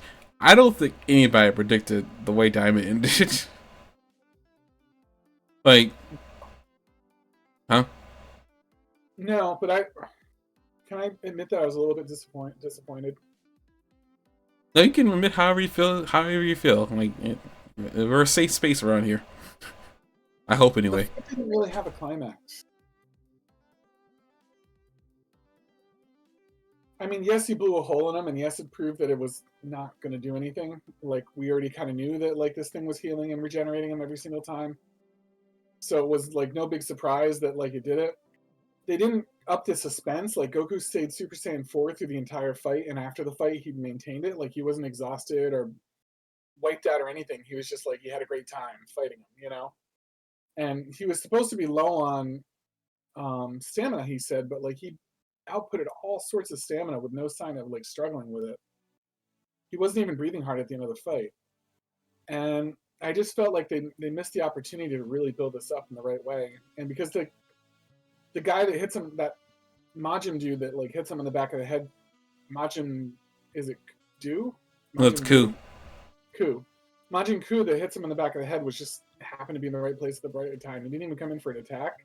He just found himself behind the guy. And while the guy was able to retaliate and bat Piccolo out of the way when it was a complete surprise, he knew what they were trying to do this time, and he hits him twice, and he doesn't like attack him. And it just felt, I don't know. Maybe if it hit him in the back of the head 3 times while he had a hole in him, do you know what I mean? And maybe it just healed, and when he got the third hit or something like that, that might have been a better climax. But I think there were ways to do that that would have made it a little more exciting. It's always nice to see original content of Goku in Super Saiyan 4 form, but so it's not like I didn't have a good time with it. I just think that they could have done a little bit more.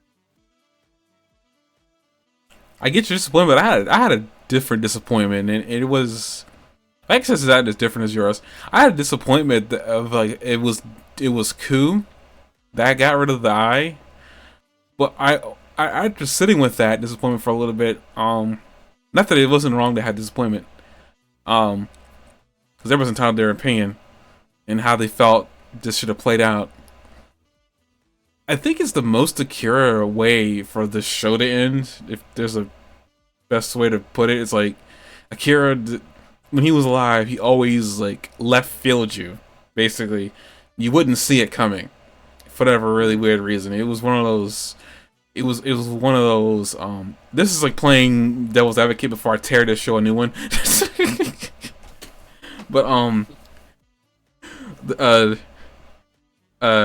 not really. I mean, I enjoy the show. I don't really have.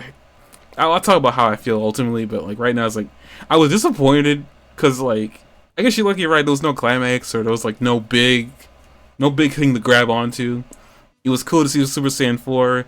I think it was cool to see a variant on 10 times Kamehameha because that is not official. That's not an official attack, so now we have it here. I guess kind of was 10 times Kamehameha. That Kamehameha was not a normal Kamehameha. I'll say that much right now. It's like that was not a normal Kamehameha. Ku defeating him like he did, but at the same time, it makes sense for what was ultimately going to happen at the end. Ku becomes the Supreme Demon King. So at the end of the day, it's like, wow. That was fun. I had no problem with Ku becoming the Supreme Demon King, even though it was unexpected. It was fun, and I had no problem. It was totally acceptable in my opinion. I don't know.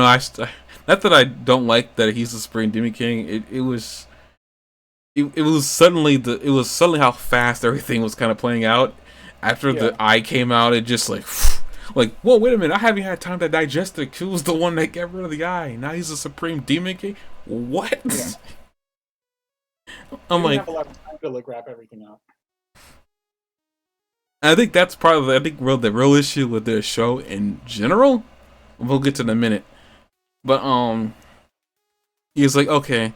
After I had time to realize that, okay, Ku was gonna be the Demon King, which I guess at the end of the day, it's like I like that because well, Ku ain't dumb. I prefer Ku than Do because Do would just want cookies all day long. Not that there's anything inherently wrong with that, but Do wouldn't be a really good leader. Ku being the first demon, that Arensu defeated, made, but also being the first demon that she made that was actually intelligent. It's kind of cool, and the reversal of power was kind of cool too, where he made her his vice captain. Yeah. Like I thought that was, which was kind of funny too. I don't know what she was into. I think she was just more shocked that he even made that decision. I thought it was funny that she wasn't like, bitch, I just created you like a day ago. I mean, that's what I was saying. I think she was more shocked at the reversal of power that just kind of just happened because she turned down the Supreme Demon position. So I think she was more shocked, which I'm happy that she kind of got a happy ending. In an interesting way, she kind of got a happy ending. She like, as far as the show was, like, Arensu didn't do much other than try to, come up with an evil plan to overthrow Goma. But unfortunately, she wasn't really able to get that off the ground. because Gomen literally ruined it, like as he came out with the third eye. So you know, it's like Arisa didn't do much bad. I mean, could she become a problem later? Sure. I don't think she cares enough right now to do that because the Dragon Balls are missing. Mm-hmm. I don't know where they are, but they are not where they should be. I don't know what happened. They don't resolve that. The Dragon Balls flew off somewhere, and they see scenes of the guardians of them, like. That's what I was saying. They're missing. They're not there. They're not where they should be. And that is one of the smaller things that kind of irritates me a little bit. It's like, what happened to the Dragon Balls? We all assumed that they were just going to go back to the Guardians, but nope. There's one with them right now. Tamagaras? Yeah, Tamagami. Tamagamis, yeah.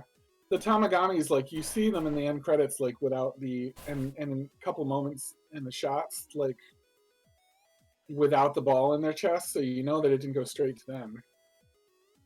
Which is weird. Yet. My best theory is that they go back to them when they get re-energized after a year. Possibly.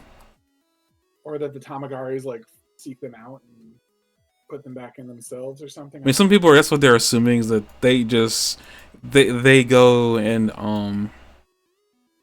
they go and search for them, I guess. Like, they have to search for them to guard them. Mm-hmm.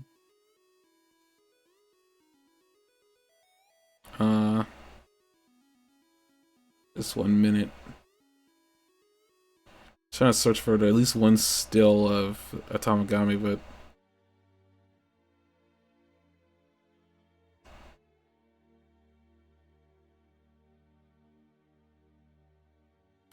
hey, we also got an image here of like Mr. Popo as an adult without the turban still, and he still got the horns. Yes. I'm like gonna get up through that. I mean, after knowing him, like, Popo character for like what, 10, 15 years, 15 years or more maybe, and never having seen him without the turban on, it's still weird, really weird to see him with those little horns. Yeah, I think it's what's really even weirder to me. Mr. Popo's head is still round. Like, I know it's such a dumb thing to point out. Did you think it was gonna be an oval? Like, what was your thoughts? I don't know what I was expecting. It's like, because the thing is, like, for me in my brain, Mr. Popo is Mr. Popo with a turban. So it's like the mushroom. It's like the toad thing. Like when you're told that they can remove them, though they retcon that. But when you're told the toad can remove that hat thing, it's weird to see them without it. So yeah. It's just like Mr. Popo is like that for me. Like as you said before, I've known no other Mr. Popo other than with a turban. But but the back of my mind, I always knew it was removable. Like it's not like I thought it was a part of his head. But it was never something you'd think about. It was just how he was, because when he first showed up in Dragon Ball, he never removed the dang thing. And I mean in Dragon Ball when he was fighting Goku as a kid. When they first meet him. Like, it's just so weird. It's like Mr. Popo is like, again, and I'm looking at him and I can't get over how round his head is. It's so unusual, and it might just be because like Mr. Popo as a kid, his head was bigger than his body, but like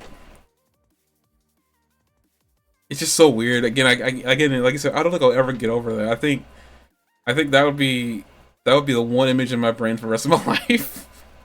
I'd just be playing a video game, and I'm just like, Mr. Popo had horns.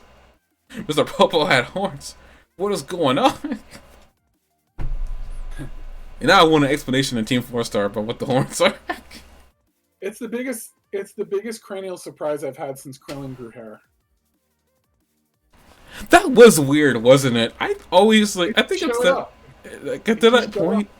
But I think the thing is, like, nobody thought that Krillin shaved his head. People even made fun of him at least once or twice for being bald, didn't they? In Dragon Ball, that's for sure. Like in Dragon Ball, as a kid, Krillin was bald. And like I think Goku was the one that made fun of him for having a cue ball head. But actually, if I think correctly, didn't Krillin say he shaved his head? No. Well, he said when he saw his hair and said, "What the hell?" He said, "Yeah, he's been shaving my head this whole time." No, but I think didn't he say in Dragon Ball he shaved his head? I don't believe so. I would have to go back and rewatch the Krillin stuff in Dragon Ball. I don't really care enough to really find that information out.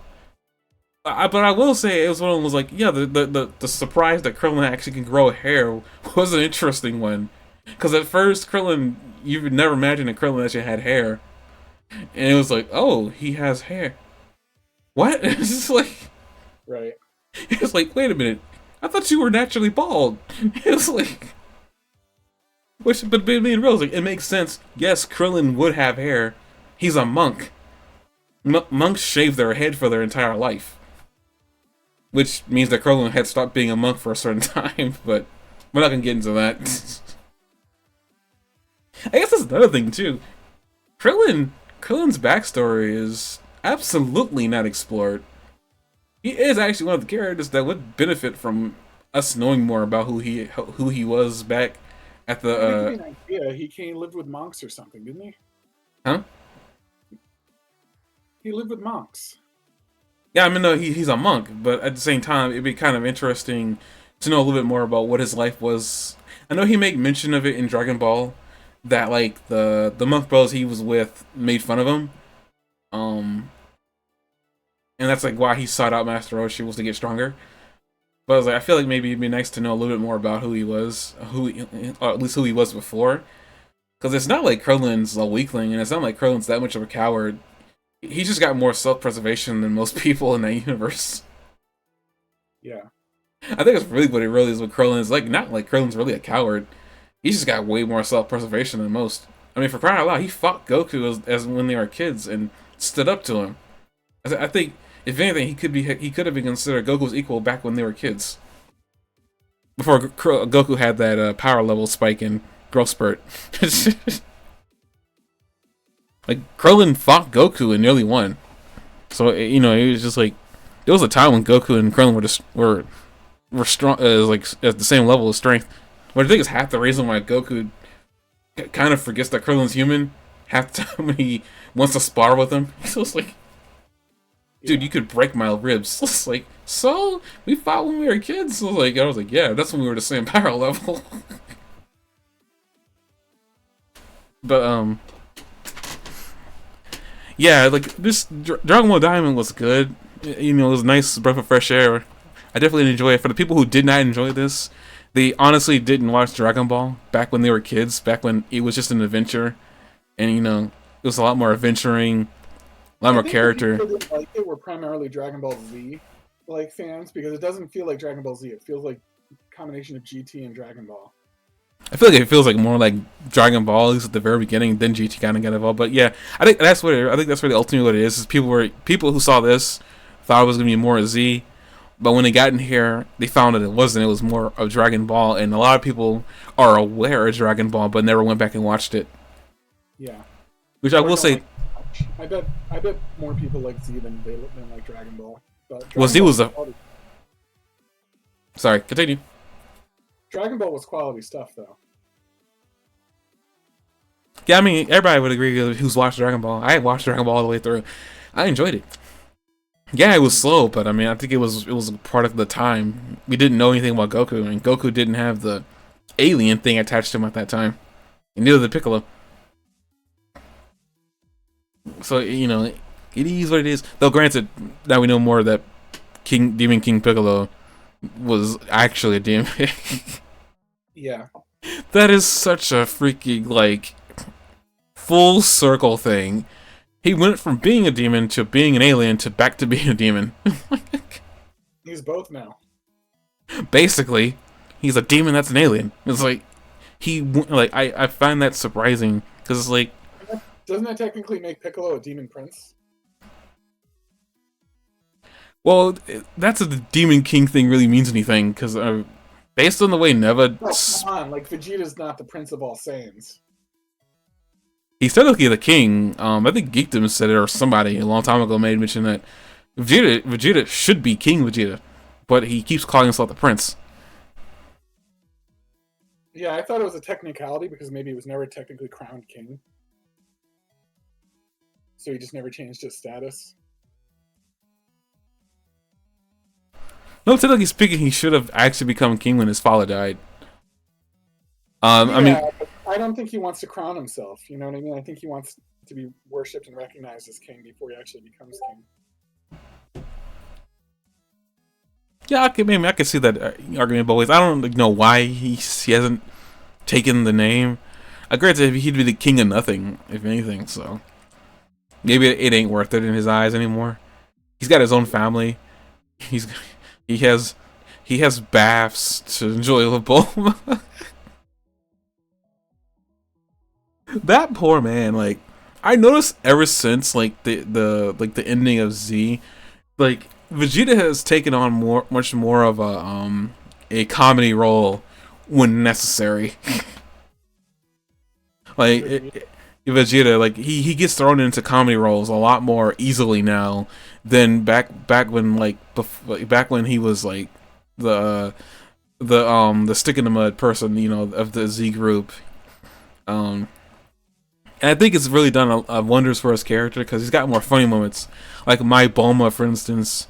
That a lot of people like to go to that specifically for Vegeta moments that they enjoy. But I gotta say, like, My Boma is probably, to me, peak Vegeta. Because it's just out of nowhere that Boma gets slapped and all of a sudden he just ascends to Super Saiyan 2. But it's not just a Super Saiyan 2, it's Ascended Super Saiyan 2. And he's suddenly more powerful than Goku for that exact moment. It's just like, excuse me, he's what? Like, did Master Roshi misspeak? Then Goku comes out of nowhere and says, oh yeah, you were stronger than me for a few minutes there. It's like... Yeah. I'm like, oh, okay, so he was stronger than Goku for a few minutes. I guess speaking of that, now we can get to some of the critiques. I say critiques and like this because I don't want to be mean. First of all, I want to get out in the air that it's made well aware that Daima didn't have a complete story before they started animating it. So a lot of the issues that, if there are any issues that people picked out on that were present, were the result of a not fully realized, already written out story. And I bet some of that had something to do with the fact that Akira inserted himself into the project, because apparently he was not supposed to be a part of it. So the last thing that Akira touched was not even supposed to be something the last thing he was supposed to have touched, which is kind of funny. While I will say that maybe this thing would have benefited from a few more episodes and a more written, detailed out plot. You know what, too? The main villain could have used some minions. Someone for everybody to fight, you know what I mean, and show how strong they were and stuff like that and build up to the final enemy. He's a king. You think you'd have like a couple fighting like level minions. He had the Ginyu Force 0. Yeah, I suppose. You responded the way everybody else responded to them, me included. I'm not gonna lie. I wasn't all that enthralled with them when they showed up. I'd like to see someone really good at Dragon Ball knowledge, like compare them to the actual Ginyu Force and tell us which one is stronger. I'm gonna just go off on my. As strong as the Ginyu Force, or weaker, or what? I'm gonna go off on my remedial knowledge. I don't think that they're stronger than the Ginyu Force. Mainly just for one thing, I'm just gonna use this as some type of tell. Vegeta was so afraid of the Ginyu Force when they showed up, and he didn't want to fight them. These jokers, now I will sit there and say that the Vegeta from then and the Vegeta now are two different characters, but still, you'd think that Vegeta would have like shown something when he fought those guys. He completely wiped them all out. You know, some of them wiped themselves out, which is funny. Like these jokers is the best way to put it for these guys. I think the Ginyu Force could have easily taken them out. I think Raccoon could have easily manhandled every single one of them if it had to be real. I think Raccoon could have manhandled every single one of these guys. You think Yamcha could have beaten them? Well, he could have. He's stronger than Raccoon. But is Yamcha stronger than Raccoon? Oh, completely. By the end of the Cell Saga, yeah. Okay. I mean, part of me is like, I don't know. I haven't really been keeping up with Yamcha's power scaling. Just the pure fact that he didn't get like one-shotted when Cell made those minions, like spat out those minion baby versions of them. Well, they didn't try to blow him up. What? They didn't try to blow him up. Well, I know, but like the fact that he didn't get one-shotted by them shows that he could at least hang with them for a minute. That like they couldn't like punch him to death, and I feel like those minions would have pretty much beaten anybody in the Ginyu Force. Yeah, I guess I'll give that to him. Like, even though I'm one of the bigger advocates for Yamcha to do something, but unfortunately, he'll do nothing for the rest of his life. I'm happy that he's got a baseball team and he's successful. It's just by our standards, we would love to be Yamcha. He's got all sorts of stuff going for him by like a normal person's standards. It's just all of his friends are better than him. And that's what upsets me, because like Yamcha had so much potential. Nobody talks about the fact that he was the first one of the Z group. Before Master Roshi kind of came in with the Kamehameha, he was the first one to come up with his own technique. You know, the Spirit Ball. We don't see that anymore, like at all. But Yamcha, like after it failed in Dragon Ball against like Kami when he was in human form, he never uses the Spirit Ball again. And I feel like Yamcha had potential that just never got realized because Yamcha just got thrown to the wayside. He didn't want to make Yamcha on par with everybody else. Like, it's just a sad situation, and then Yamcha's character kind of just been relegated to saying that he's fine with it. And I get it. Yamcha's successful. I shouldn't want any more for him, but it's like, but I want more for him. Yeah. Like, it's one of those, like, I can't help but want more for the guy because I feel like he deserves it. But, you know, I get that his role was to be the guy, the testing dummy for the powerful big bad. I get that. And that was what his role was. He succeeded. Every time it happened to him. Every time it happened to him. Beyond the exploding Cyberman. Yeah. It just... Every time I think about Yamcha, I just get really disappointed. And it's a disappointment that doesn't stay for too long. I wish Toriyama would make a loser out of everybody but Goku. I mean, all of the non-Goku characters are treated like a big loser at some point. Like, Piccolo gets his ass kicked on every chance they get. Vegeta gets his ass kicked. Krillin gets his ass kicked. Yamcha gets his ass trounced. Well, Vegeta gets behind kicked. The only one that doesn't have a big loser moment is, like, Tien. No, he had his arm cut off. Well, yeah, but it's like... They don't treat him like a loser. Like, he valiantly fought. Even after that, like, when he had one arm, he was still fighting. Like, they always make him seem, like, gritty. You know what I mean? No, he's not as strong as Goku, but, like, they don't treat him like a jabroni. Like, you know what I mean? But they barely use Tien. But when they do, they always make him very heroic, and he doesn't make any critical mistakes. And he does the best he can and, like, makes a big show of it. And everybody respects it, you know? I mean, Dragon Ball Super Krillin was fighting with how stinky his shoe was. You know? Like, they would never do that to Tien. Like, my greatest weapon is how bad my feet smell.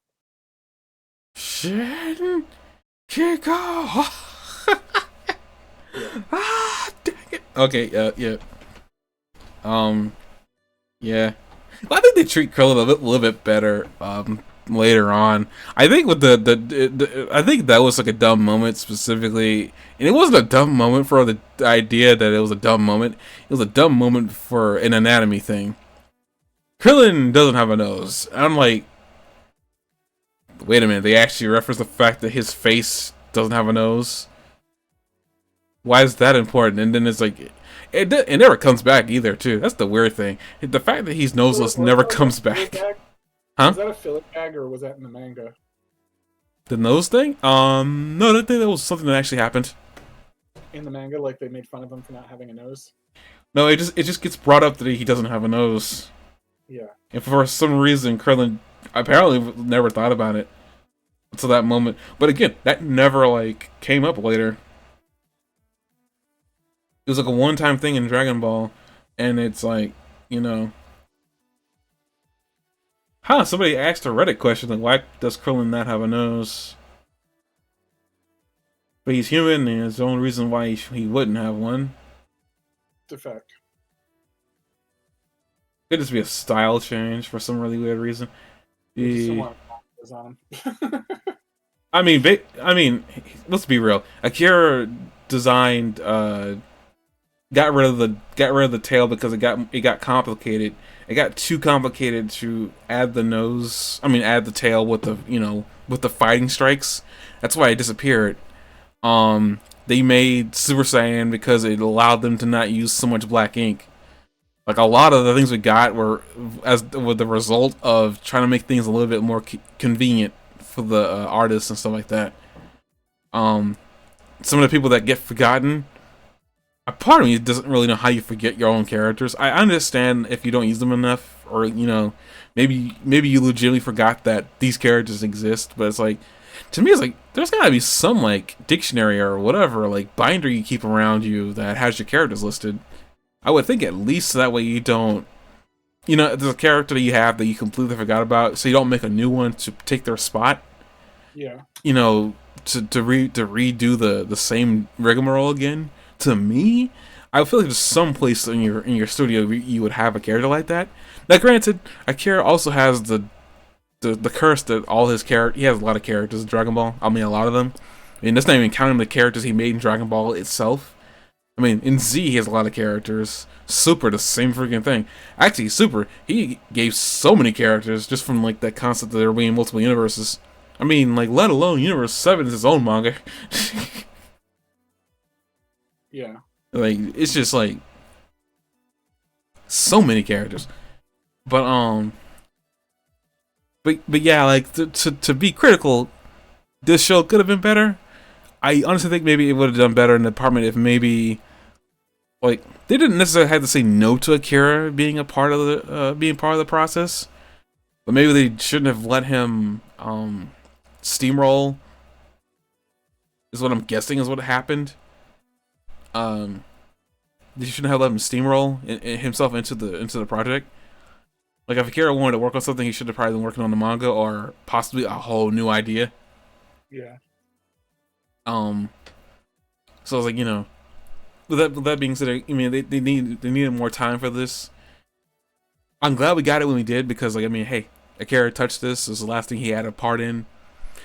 Dragon Ball Daima will be forever remembered, even if it wasn't the greatest thing in the world. It was the last thing Akira touched on his Earth, which is an interesting thing to say out loud because it's like, no, it's not the greatest thing in the world, but only one thing is. I don't feel the need to focus on the fact that it's like not the greatest thing in the world.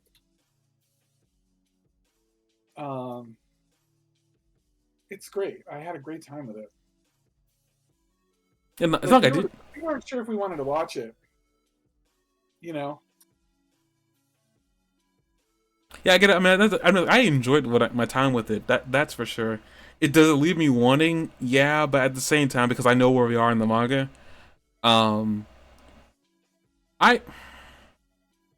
somebody brought up an interesting point is like maybe with the idea that the whole blue thing, God thing, was them diving into divine ki, so it's a whole separate tree of power level that they have, meaning that it's possible that maybe they could focus more on their Saiyan heritage, which is like where Super Saiyan 4 would be in the power scaling, which I guess makes sense, but it's like at the same time it's like I don't know what the purpose behind 4 would be to include in the main story. Like, the only other place I could see, and this is just me being general, the only place I could really see them using Super Saiyan 4 is in a movie scenario. Mm-hmm. And in my honest opinion, that movie scenario would have to make it so that they couldn't use Divine Key, or they didn't want to use Divine Key for some really unknown reason. But the other problem we also have too is the Vegeta doesn't have Super Saiyan 4. That would need to be fixed. But considering that we know like how they treat Vegeta when it comes to transformations. This is prior to him getting everything that Goku gets. Vegeta probably would not get Super Saiyan 4. Or he would do what he did here in the story here and say that it wasn't Super Saiyan 3, it was Ultra Vegeta 1. That was a funny moment. I sat there and literally said, really? You're still on this kick of naming your own transformations. Fine. We don't know it's Super Saiyan 3. You can't fool us. But, like... Also, I guess speaking of problems, like, I don't know if this is really a problem, and maybe this is just a me thing. How do you feel that apparently... So, we were talking about before when it looked like Neva was the one that pulled Super Saiyan 4 out of Goku. How do you feel that it was actually Goku, that form was something that Goku had trained to achieve, and Neva had nothing to do with it? Yeah, that was like the biggest reveal, I think, in the final episode, honestly. Like, that meant he could do it all along, and then what did Neva do? Like, just give him some of his energy? But that's my problem with like, I don't know if it's a problem, it's just like, because I don't want to call it a problem. I enjoy Super Saiyan 4, I like Super Saiyan 4, I liked how it showed up out of nowhere, but the idea that Goku was just holding on to this transformation, like, as you said before, it brings up the freaking problem. Why didn't he use it against Beerus? The only reason why that they gave is that Goku wasn't sure he could do it. Was the only reason. He didn't know it was a possibility. He had been training, but he didn't know if it was possible. I still find that like a bad excuse. Because like I would take maybe him trying to power up beyond Super Saiyan 3 and it didn't work over what we have where, you know, Goku just transformed into Super Saiyan 4, because it looked like that's like, I don't know, it looked like Neva, so basically Neva had nothing to do with it. So yeah, as you said before, what did Neva do? Like, did he just give him energy? Is that all he did? Like, it, I don't know. Neva seemed not surprised in the least that Goku was the Super Saiyan 4. Did you notice they like focused on everybody's face like during some of the bigger moves of the battle, and like Neva was completely unfazed? I believe it. That old man's got all kinds of stuff going on. I'm sorry, nothing Neva does or looks surprises me anymore.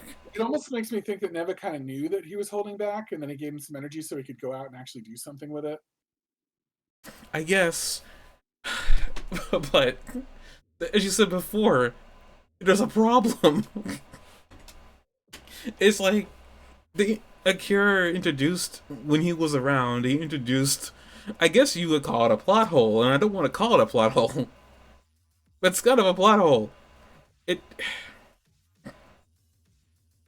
don't know if it's a plot hole, it's just a twist that I'm not sure was needed.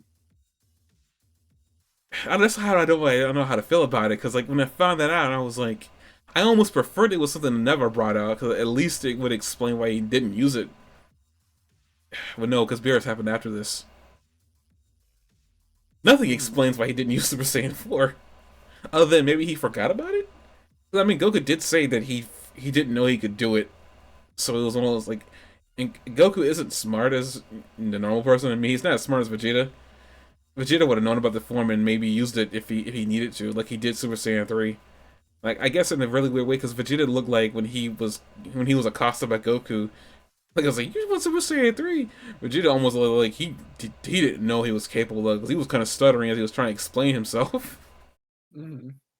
It's possible that maybe they were just pushed to their limit, and like, you know, it's the same thing with Ultra Instinct, and it just kind of just popped out on its own. I don't know. It just seems kind of weird, and I don't know how. I honestly don't know how I ultimately feel that Goku was holding on to this form all these years beyond Z. He didn't use it. And the idea is that he didn't know he could do it. And it's like,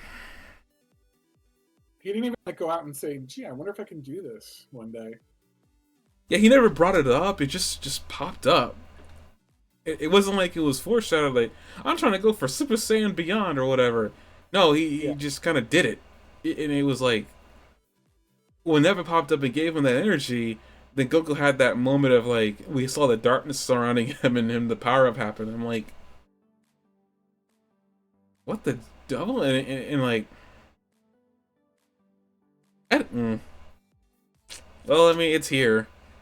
Not much you can do about it. It's just Akira put Toritara in a bad situation. Yeah. Because now he's got to explain why they haven't used it. And I mean I'm gonna be real. Yeah, I'm overthinking it. I'm overanalyzing it. Yeah, but it's like Super Saiyan 4 probably is, in fact, the most requested transformation to ever make its way into Dragon Ball. Period.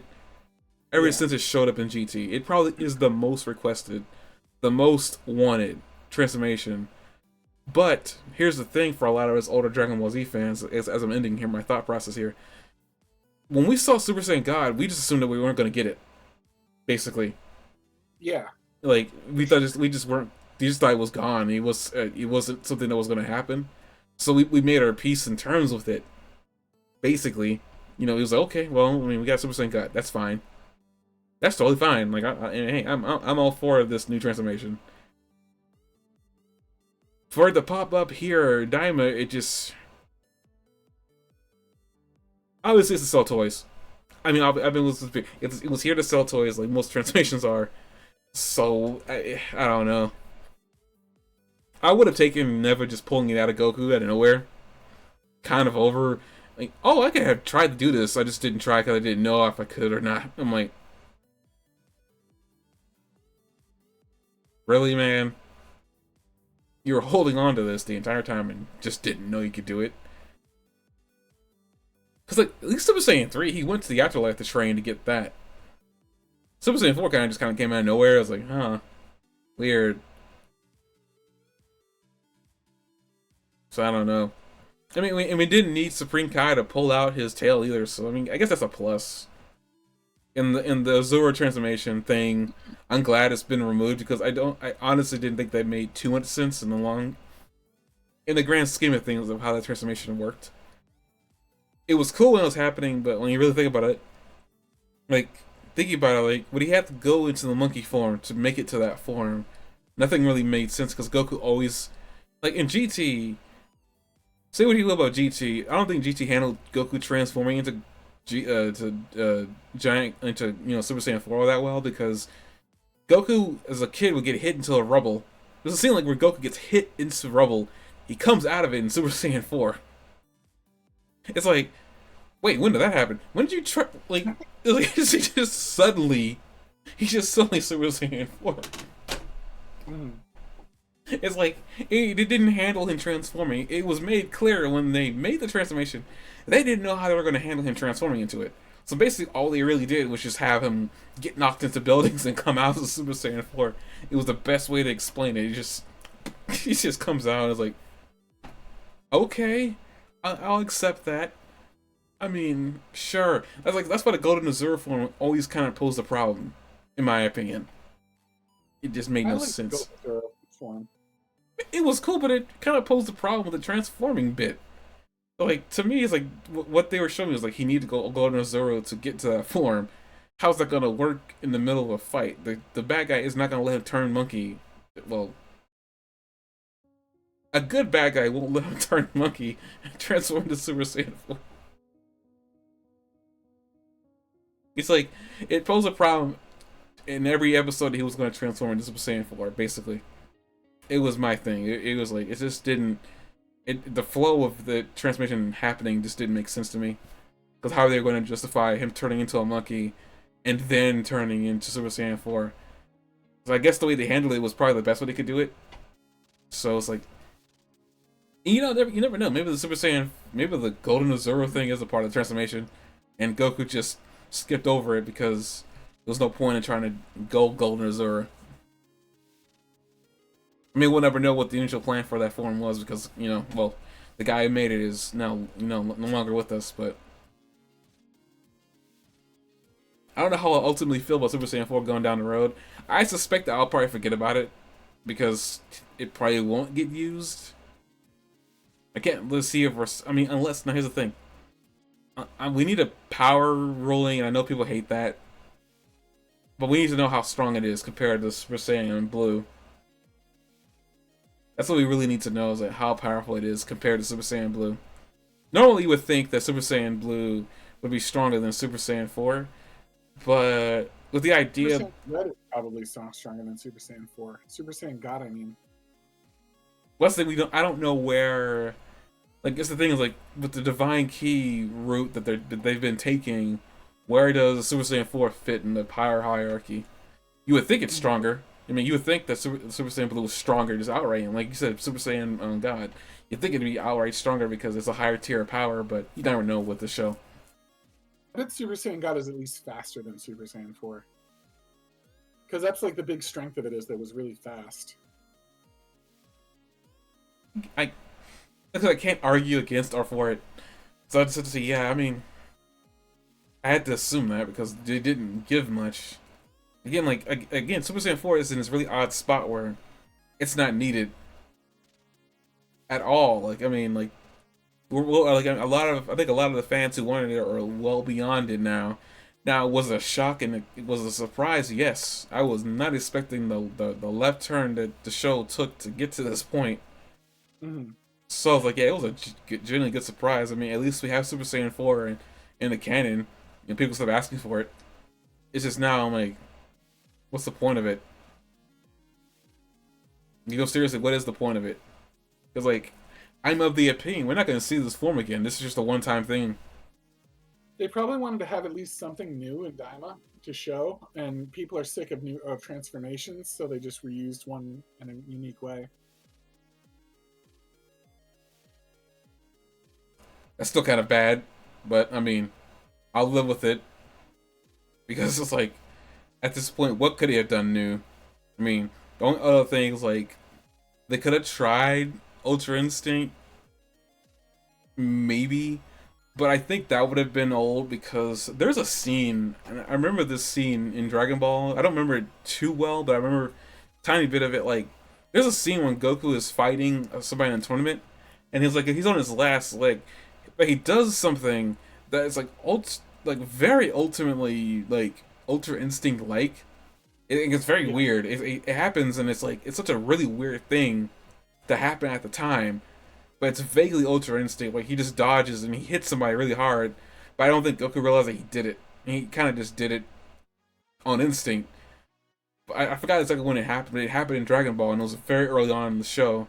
And I remember seeing that, and I remember, like, I know for I mean, there's no guarantee that he thought ahead that he was going to eventually do this Bruce Lee thing, you know, diving into the mode or whatever like that. But I knew he was aware of it. That, you know, Bruce Lee said that he just kind of just went on in this mode where everything was moving, and he was able to you know, react without thinking. It was kind of Bruce Lee's thing back when he was alive, and I know Akira basically quoted that he was a fan of Bruce Lee. And that's like why Dragon Ball was kind of like a mix of martial arts and stuff like that, because he wanted to incorporate that into his stuff. Yeah. So I don't know if that was really just done on purpose, or it was just one of those things that he didn't know he was gonna do with it, and Super Saiyan wasn't a thought process at the time either. So, not that Ultra Instinct is Super Saiyan, but Ultra Instinct is a transformation for Saiyans anyway. So I don't know. You can make an argument that he did, because I mean, in the manga, Master Roshi does something very vaguely Ultra Instinct like in the manga. He doesn't do it in the anime, but he does it in the manga. It's during his fight in the Tournament of Power. He does something vaguely Ultra Instinct like, and it catches everybody off guard when he does it. I think they were kind of foreshadowing what was going to happen. I mean, that's the whole point of that, but the fact that Master Roshi was able to enter it even for a second is very freaking cool. Meaning that, like, Master Roshi was still holding on to things that he didn't teach Goku back then for unknown reasons. Master Roshi had like 50,000 techniques that he could have taught Goku. We taught him off football and we saw how that turned out. Yeah. And with that, we're gonna end it here. Next week's gonna be just for Kenshin, because this is the finale for Dragon Ball Daima. I guess my last thing on Dragon Ball Daima was like, I really did enjoy it. I'm gonna be looking out for the Dragon Ball manga for sure. It's I'm gonna miss. Again, as Spear said earlier, yeah, I wasn't intending to watch this at first. I only like peeked in for the first episode, and my interest peaked from there. And I'm like, huh, you know what? Why not? Why not give this? And this is before Kira was like, no, was this after or during? I forgot when it was revealed that he passed. It might have been actually after he passed, I think, huh? I have no idea. Maybe he passed at some point, I think in March of last year, maybe. I forgot when I peeked at this show, and I'm like, oh, it caught my interest, and I kind of want to see it. It reminds me of Dragon Ball, in the good old days of watching Dragon Ball. And, like, I enjoyed it specifically for that, I like, it was nice to watch something that, watch something from Dragon Ball that made me feel a way that, Z or Super Hat made me feel. But still made me he also still gave me those classic Z and Super feels. Mm. And I enjoyed every bit of it. Even if it was revealed that the story hadn't been made before they started animating. Which is still kind of sad and kind of weird that they did it that way, but I mean the decision was already made. It's like it's like everything happens for a reason. And like Toritaro, the guy who Akira chose to be his successor, like I didn't read all the way through Dragon Ball AF, but if I remember correctly, Dragon Ball AF was still really good because it caused a lot of the fans after GT to go online and find his stuff because he wasn't publicly releasing it. He was just kind of like, it was just showing up online at the time. I didn't really go through it all, but I do know that Super Saiyan 5 was made popular from there. So like seeing that he got a chance to work on something that he was a fan of is also kind of cool. It's like I hope that I hope the pressure doesn't get to him and he can continue and in Dragon Ball at a good point that that would make Akira proud. Whenever that is, I'll be looking out for it, and hopefully we'll get an anime continuing off of the Tournament of Power, because there's more. Come on, Toei. I know you're holding out on this. I want Jock to see what happens beyond it. I'm tired of not telling him. Oh no. There's stuff beyond it. I'm not sure if it's better or good, but I enjoyed it when I was reading it. So, I don't remember a lot. I remember the main villain name, but I don't remember too much about what happened. Vegeta gets cool stuff added to him too, so it's like it's freaking cool. Like it literally kind of treats Vegeta like he means something to the story. Mm. Treatment that he did not get when Akira was alive. Okay, with that, thank you guys for watching. Hope you guys enjoyed this, and we'll be back next week for the next bit of Rurouni Kenshin. Part 3 of that Kyoto Fire.